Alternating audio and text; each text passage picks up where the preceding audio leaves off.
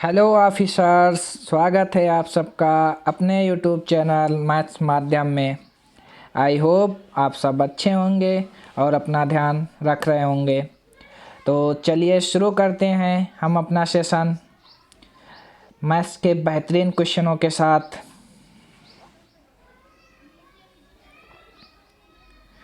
पहला क्वेश्चन ये रहा कि एक त्रिभुज ABC में माध्यिका BEAC को E पर प्रतिच्छेद करती है। यदि BG बराबर 12 सेंटीमीटर है जहां G केंद्रक है तो BE बराबर है। तो मैं पहले एक ट्रायंगल ड्रॉ कर लेता हूं अच्छा सा।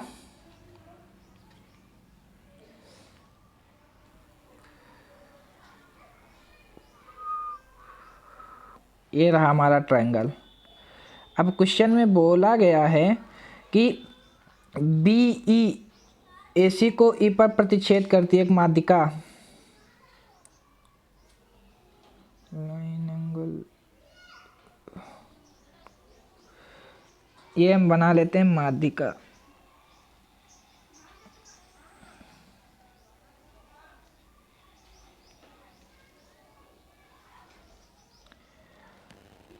सॉरी, ये हमारी हो गई माध्यिका। ये हो गया तुम्हारा BEAC को E पर प्रतिच्छेद करती है ABC में माध्यिका। ये तुम्हारा हो गया E, A हो गया, ये हो गया तुम्हारा B और ये हो गया तुम्हारा C और ये हो जाएगी तुम्हारी E पर प्रतिच्छेद करती E। ठीक है गाइस, जो माध्यिका डलती है वो 2:1 के अनुपात में त्रिभुज को विभाजित करती है। ये तुम्हारा G पॉइंट हो जाएगा, ये तुम्हारी हो जाएगी 2 और ये हो जाएगी 1। अब क्वेश्चन में बोला गया है कि BG बराबर 12 सेंटीमीटर, यानी BG रेशियो GE बराबर BE के हो जाएगा। ठीक है, क्योंकि पूरी लेंथ तुम्हारी BE होगी, क्योंकि BG और GE को जब जोड़ेंगे तो BE मिल के आएगा। तो क्वेश्चन में ये 2:1 के अनुपात में होते हैं BG और GE। ठीक है, तो क्वेश्चन में बोला गया है कि BG बराबर तुम्हारी 12 सेंटीमीटर, यानी 2 यूनिट की वैल्यू हमारी 12 सेंटीमीटर दे रखी है, 1 यूनिट की वैल्यू हमारी 6 सेंटीमीटर निकल के आ जाएगी। तो BE किसके बराबर है, यानी पूरी लेंथ किसके बराबर होगी, तो 3 यूनिट की वैल्यू हमारी हमें पता करनी है, क्योंकि BE तुम्हारी 3 हो जाएगी, 2 1 3। ठीक, 3 यूनिट की वैल्यू हमारी निकल के आ जाएगी 18 सेंटीमीटर। ये आंसर हो जाएगा इस क्वेश्चन का। चलते हैं हम अपने अगले क्वेश्चन पर। अगला क्वेश्चन ये कह रहा है कि यदि एक घन के विकर्ण की लंबाई 7√3 सेंटीमीटर है तो घन का पृष्ठीय क्षेत्रफल ज्ञात कीजिए। तो घन का जो विकर्ण होता है वो होता है भुजा √3, A√3 बराबर दे रखा हमारा 7√3 के। तो हमारी जो भुजा निकल के आ जाएगी वो निकल के आ जाएगी A बराबर 7। और जो घन का पृष्ठीय क्षेत्रफल होता है वो होता है भुजा 6 इंटू भुजा स्क्वायर। ठीक है, तो हम रख देते हैं वैल्यू रख देते हैं 6 और 7 के स्क्वायर करेंगे 49। ठीक है, और जैसे 7 7 49, 6 इंटू 49 जैसे करेंगे ये निकल के आ जाएगा 6 9 के 54, वहाँ से लगे 5, 6 चौक 24, 5 29, यानी 294 सेंटीमीटर स्क्वायर इसका आंसर आ जाएगा। चलते हैं हम अपने अगले क्वेश्चन पर। अगला क्वेश्चन ये कह रहा है कि एक कुर्सी का अंकित मूल्य 24 से जो लागत मूल्य से 20% अधिक है, यदि कुर्सी को अंकित मूल्य पर 10% की छूट पर बेचा जाता है तो लाभ प्रतिशत क्या है। तो हम इसमें अपना सक्सेसिव मेथड लगाएंगे और क्वेश्चन बड़े आराम से हो जाएगा। अगर 20% अधिक है तो 20 और 10% की छूट दी जा रही है, यानी 10 माइनस 20 गुणे 10/100। 2 0 से 2 0 कैंसिल हो जाएगा, ये हो जाएगा 10, ये यहाँ से बचेगा 2, यानी टोटल हमें जो प्रॉफिट होगा वो 8% का प्रॉफिट होगा। चलते हैं हम अपने अगले क्वेश्चन पर। अगला क्वेश्चन है कह रहा है कि एक राशि 30% वार्षिक की दर से साधारण ब्याज पर 7 वर्ष में 15,500 रुपये हो जाती है। 7 वर्षों के लिए कुल ब्याज कितना है। तो अगर हमारा PSI और अमाउंट P हमारा होगा 100%, तो जो साधारण ब्याज होगा वो R इंटू टी होता है, तो 30% की वार्षिक दर है और 7 वर्ष के लिए यानी 30 सत्ते 210 हो जाएगा। अगर तुम्हारा साधारण ब्याज 210 है और मूलधन 100 है तो तुम्हारा जो है इन दोनों को जोड़ के मिश्र धन प्राप्त होता है, यानी 100 210 मिला के हो जाएगा तुम्हारा 310। हमें जो दे रखा है 310 की वैल्यू दे रखी है 15,500। एक यूनिट की वैल्यू हमें निकाल लेंगे। एक यूनिट की वैल्यू तुम्हारी निकल के आ जाएगी 50 और हमें 210 यूनिट की वैल्यू बतानी, क्योंकि साधारण ब्याज ही बताना है। तो 210 यूनिट की वैल्यू हमें निकालनी है। तो 210 यूनिट की वैल्यू निकल के आ जाएगी तुम्हारी 10,500 और यही आंसर हो जाएगा इस क्वेश्चन का। चलते हैं हम अपने अगले क्वेश्चन पर। अगला क्वेश्चन ये कह रहा है कि कितने वर्षों में साधारण ब्याज किसी निश्चित ब्याज दर पर राशि के समान होगा यदि ब्याज दर का प्रतिशत भी साधारण ब्याज के मान के समान हो। अगर हमारा साधारण ब्याज जो फार्मूला होता है वो होता है SI बराबर P into R into T upon 100। तो क्वेश्चन में बोला गया है कि अगर साधारण ब्याज जो राशि के बराबर होगा, अगर ये P है तो राशि भी तुम्हारी P होगी, और बोला गया है कि अगर दर R है तो T भी तुम्हारा R के ही बराबर है, क्योंकि दोनों का वर्ष और ब्याज दर दोनों समान है।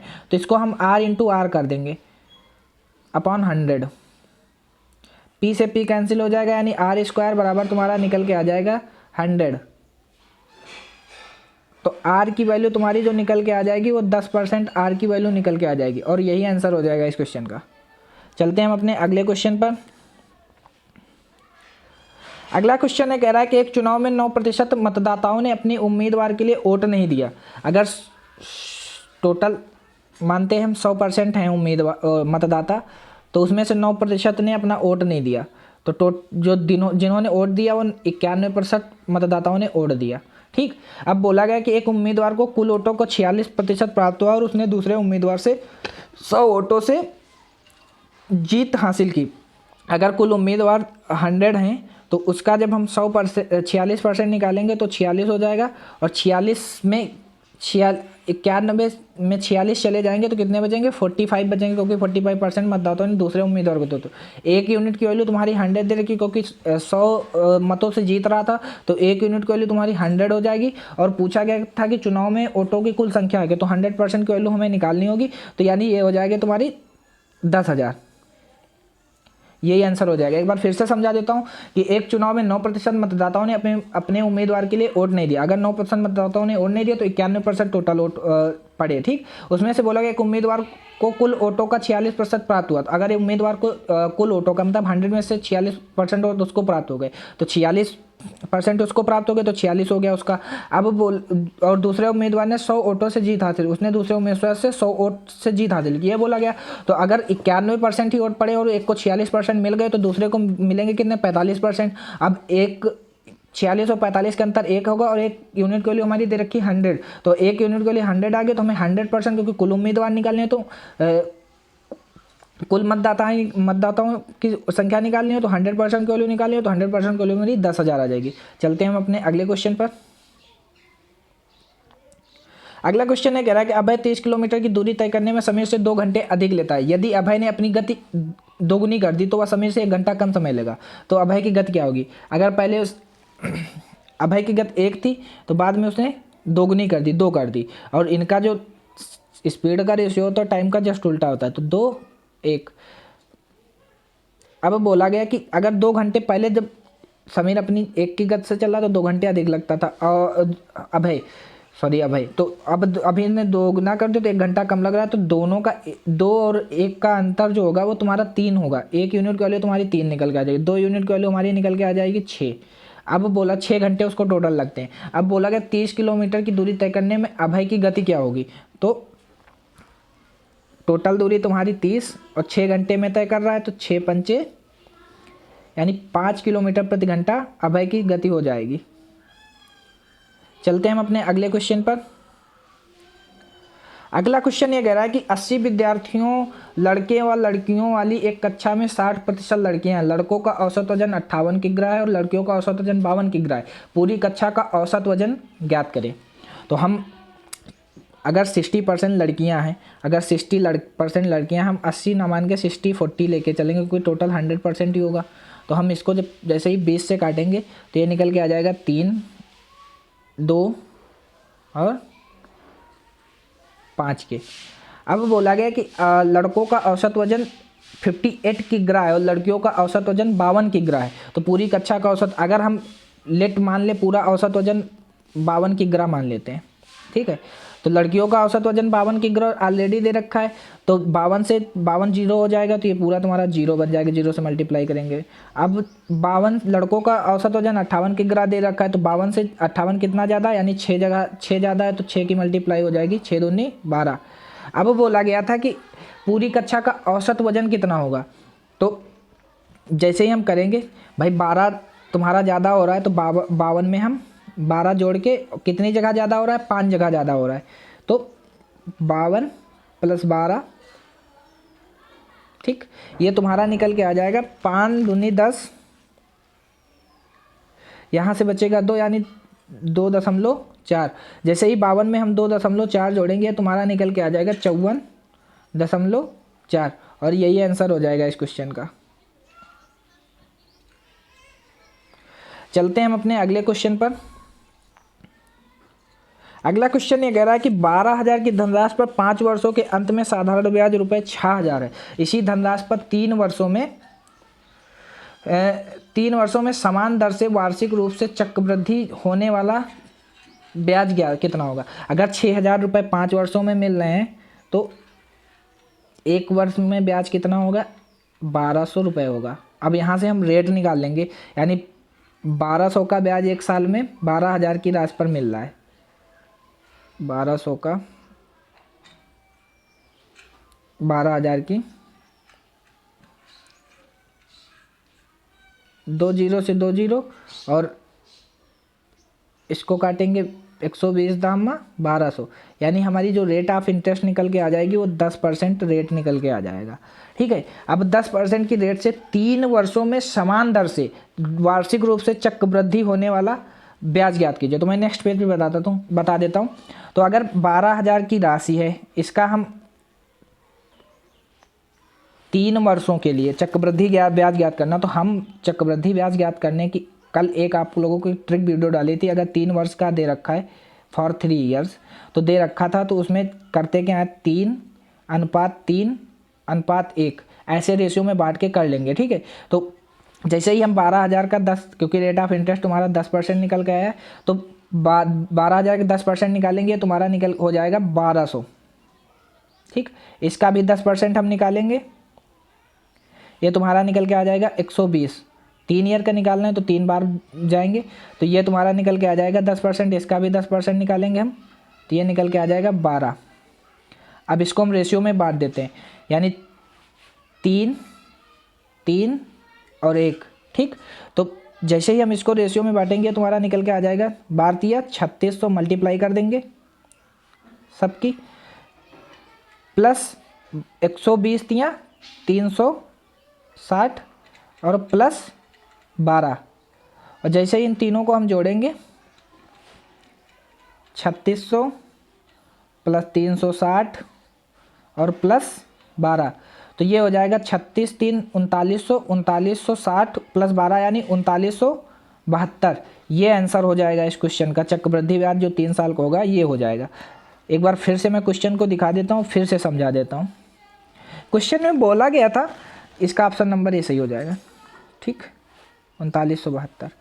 क्वेश्चन में ये बोला गया कि रुपये 12,000 की धनराशि पर 5 वर्षों के अंत में साधारण ब्याज रुपये 60,000 होता है। इसी धनराशि पर 3 वर्षों में समान दर से वार्षिक रूप से चक्रवृद्धि होने वाला चक्रवृद्धि ब्याज ज्ञात कितना होगा। तो अगर 6,000 रुपये ब्याज 5 वर्ष, साधारण ब्याज का जो होता है बराबर ही मिलता है हर वर्ष में ब्याज, तो साधारण 5 वर्ष में जो साधारण ब्याज 6,000 मिल रहा, तो 1 वर्ष का हमें 1,200 हो जाएगा। तो 1,200 1 वर्ष में मिल रहा, तो 12,000 की राशि पर, तो यहाँ से हम रेट निकाल लेंगे 10% हो जाएगा। और जैसे ही 10% निकालेंगे तो हमको पता है कि चक्रवृद्धि ब्याज निकालने की कल मैंने एक वीडियो बनाई थी ट्रिक की, तो उसमें जो 3 वर्ष का होता है वो फॉर 3 ईयर्स 3:1 के रेशियो में बढ़ता है। तो 12,000 का जैसे ही 10% निकालेंगे 1200 हो जाएगा, फिर 1200 का 10% निकालेंगे 120 हो जाएगा, और 120 का 10% निकालेंगे 12 रुपये हो जाएगा। तो 3:1 के अनुपात में इनको बांटेंगे तो 12×36 मल्टीप्लाई करेंगे 120×360 हो जाएगा, और 12×1 करेंगे 12 हो जाएगा, और तीनों को जोड़ लेंगे 3600 प्लस 360 प्लस 12 जोड़ लेंगे तो 3972 आ जाएगा 3 वर्ष का चक्रवृद्धि ब्याज। यही आंसर हो जाएगा। चलते हैं हम अपने अगले क्वेश्चन पर। अगला क्वेश्चन ये कह रहा है कि ए और बी की मासिक आय का अनुपात 11:13 है, उनके व्यय का अनुपात 9:11 है। यदि वे दोनों प्रतिमाह 4,000 रुपये की बचत करते हैं तो उनकी आय रुपये में अंतर होगा। अगर ये इनकी मासिक आय जो दे रखी हो 11:13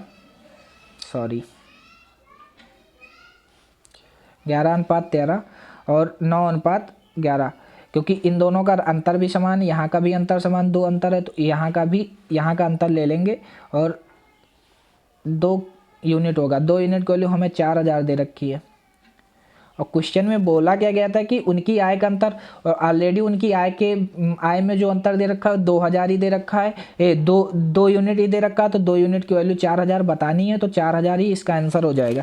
चलते हैं हम अपने अगले क्वेश्चन पर। क्वेश्चन में बोला गया कि एक स्कूल में लड़कों और लड़कियों की संख्या का अनुपात 6:7 है।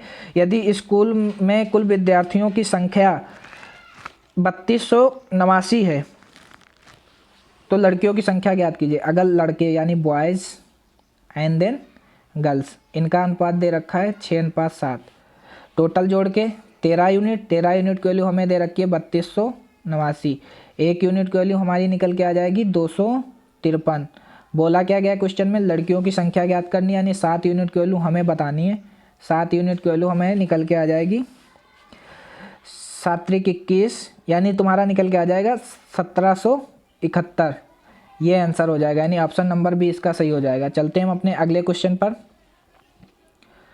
अगला क्वेश्चन ये कह रहा है कि स्थिर पानी में किसी नाव की चाल 15 किलोमीटर प्रति घंटा है और धारा की चाल 5 किलोमीटर प्रति घंटा, कितने समय घंटों में वह 960 किलोमीटर धारा के विपरीत तो इतनी ही दूरी धारा की दिशा में तय करेगी। अगर हम धारा की दिशा में जा रहे हैं B+S, ठीक है, तो B+S में दोनों की चालें जोड़ देंगे, 60 किलोमीटर दूरी है, और 15 + 5 ये हो जाएगा 20, ठीक है। और जैसे ये 20 हुआ, इसको हम काट देंगे, 20 × 20, 20×3 = 60, यानी 3 घंटे लगेंगे धारा की दिशा में जाने में। और B-S 60 किलोमीटर की दूरी, और 15 - 10 5, ये हो जाएगा तुम्हारा 10 से इसको काटेंगे 6 बार जाएगा, यानी 6 घंटे इधर से लगे, और दोनों को जोड़ देंगे यानी 3 + 6, टोटल हमारे निकल के आ जाएंगे 9 घंटे, क्योंकि दोनों तरफ की दूरी तय करने विपरीत दिशा में और धारा की दिशा में, तो टोटल 9 घंटे लगेंगे। ऑप्शन नंबर भी सही हो जाएगा इसका। चलते हैं हम अपने अगले क्वेश्चन पर। अगला क्वेश्चन ये कह रहा है कि 300 रुपये और 400 रुपये प्रति किलोग्राम वाली चाय की 2 किस्मों की क्रमशः किस अनुपात में मिश्रित किया जाना ही चाहिए कि मिश्रण का मूल्य 320 रुपये प्रति किलोग्राम हो। यानी अगर 300 रुपये वाली चाय है और 400 रुपये वाली चाय है, इसको किस अनुपात में मिलाया जाना चाहिए कि मिश्रित अनुपात का मूल्य 320 रुपये हो। तो इनका अंतर हो जाएगा तुम्हारा 80, और इनका अंतर हो जाएगा तुम्हारा 20, तो 20 चौके 80 और 20 एकम 20, यानी 4:1 के अनुपात में मिलाया जाना चाहिए। चलते हैं हम अपने अगले क्वेश्चन पर। अगला क्वेश्चन ये कह रहा है कि एक दुकानदार ने 10% की छूट पर 80 केजी चावल खरीदा। इसके अलावा हर 20 केजी चावल की खरीद पर उसे 1 केजी चावल मुफ्त दिया गया था। यदि वह अंकित मूल्य पर चावल बेचता है तो उसका लाभ प्रतिशत क्या होगा। अगर हम अंकित मूल्य, इसका जो 80 किलो चावल तो खरीद रहा है, उसका 1 रुपये की मान लेते हैं, 1 रुपये प्रति किलोग्राम चावल बेच रहा है, और उसने 4 केजी चावल मुफ्त दिए हैं, यानी 4 केजी नहीं, 1 केजी प्रति 20 केजी पर, यानी 80 किलो चावल अगर 20 केजी पर 1 किलो चावल मुफ्त दे रहा है तो टोटल कितना 4 केजी मुफ्त देगा। तो इसका जो 80 अब प्लस 4 इसने टोटल चावल बेचा कितना अंकित मूल्य पे, इसकी 1 से मल्टीप्लाई कर देंगे, 84 रुपये हो जाएगा। अब बोला गया था क्वेश्चन में, ये भी बोला गया कि 80 केजी चावल खरीदा, इसके अलावा हर 20 केजी 10% की छूट पर, यानी 80 के हम 10% 90% निकाल लेंगे, तुम्हारा निकल के आ जाएगा 20 चौके 80, 20 पंचे 100, यानी 18 पंचे 90, यानी 72 रुपये तुम्हारा निकल के आ जाएगा तुम्हारा सीपी। और 84 रुपये में हम बेच रहे हैं कोई चीज़, और 72 में खरीदी और 84 में बेच रहे हैं, तो लाभ कितना होगा 12 रुपये का। तो 12/72 इंटू 100 बर्छिंग 72, यानी 100 को जब हम 6 से भाग करेंगे निकल के आ जाएगा हमारा 16 सही 2/3%, और ये आंसर हो जाएगा इसका, यानी ऑप्शन नंबर ए सही हो जाएगा। तो गाइस अपना सेशन हम यहीं तक रखते हैं, और आई होप आप सबको सेशन बहुत ही अच्छा लगा होगा। तो मिलते हैं हम कल फिर इसी समय पर, और अपना ध्यान रखना, और सिर्फ अपना ही ध्यान रखना। तो bye bye, I love you and thank you so much.